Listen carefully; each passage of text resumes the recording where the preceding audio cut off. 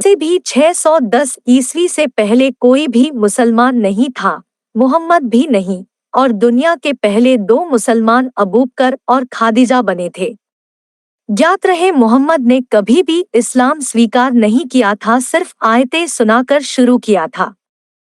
और अगर किसी मुस्लिम को इसमें कोई संदेह हो या कोई अपने आप को ज्यादा इस्लामिक बुद्धिजीवी समझता हो तो वो किसी भी इस्लामिक साहित्य में से ऐसा एक भी तथ्य निकाल कर बता दे जिसमें लिखा हो कि मोहम्मद ने कलमा पढ़कर इस्लाम कबूल किया हो।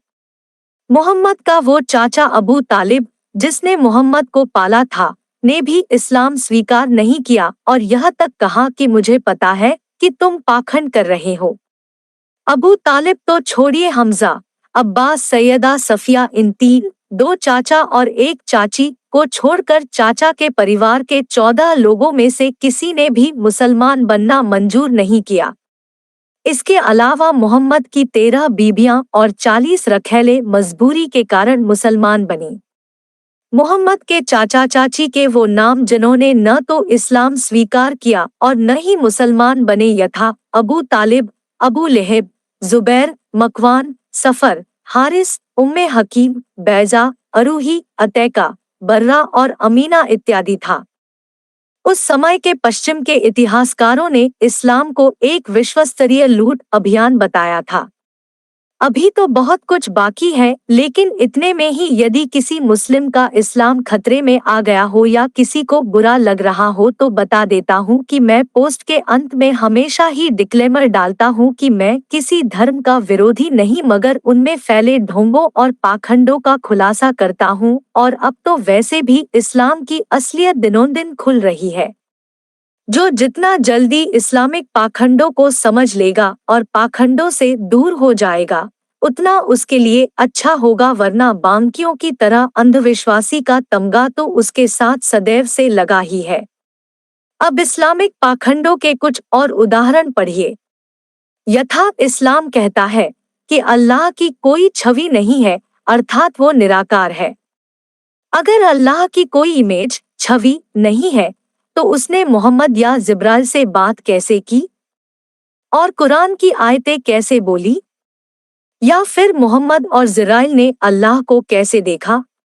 ऐसा इसलिए क्योंकि मोहम्मद हमेशा नौफल द्वारा रटवाई गई लाइनें गुफा से बाहर आकर बोल देता था और उसे आयत बता देता था, जबकि नौफल ने इस्लाम का आधार बाइबल से लिया था और बाइबल यहूदी धर्म पर आधारित है। आता जो बातें यहूदी और ईसाई धर्म में है वो ले ली गई, लेकिन उनका आपस में कोई कनेक्शन दिखाई न दे, इसलिए वो संदर्भ हटाकर इस्लाम बनाया गया और इसीलिए इस्लाम में ज्यादातर तर्कों के जवाब नहीं है। और इश्निंदा कानून भी इसीलिए लागू किया गया ताकि कोई सवाल न कर सके और जो करे उसे मार दिया जाए, अर्थात इस्लाम की कलई न खुले और पाखंडों का सिलसिला यूं ही चलता रहे। इस्लाम का एक और उदाहरण वती उल मौती है, और जो मुसलमान इसके बारे में जानते हैं वो चुप रहेंगे, मगर जो नहीं जानते हैं वो अपने संस्कारों का सार्वजनिक प्रदर्शन करेंगे। वती उल मौती का अर्थ होता है लाश के साथ संभोग। यहाँ ये भी दिमाग में रखे कि ये सिर्फ औरतों की लाशों के साथ किया जाता है ताकि उन्हें जन्नत नसीब हो सके, अर्थात जीते जी तो इस्लाम में औरतों के साथ सबसे ज्यादा दुर्व्यवहार और उनकी स्वतंत्रता पर पाबंदी है ही, मरने के बाद भी बेचारी की लाश तक को भंभोड़ा जाता है, हालांकि ये सब के साथ नहीं है। मगर बहुत से ऐसे मूर्ख हैं जो ऐसी परंपराओं को अब भी वहन करते हैं। सुना बटा पढ़ा तो यहाँ तक है कि खुद मोहम्मद ने भी अपनी चाची अबू तालिब की बीवी, जिसने मोहम्मद को पाला था, फातिमा को बरजक से बचाने के नाम पर उसके साथ वती उल मौती को अंजाम दिया था।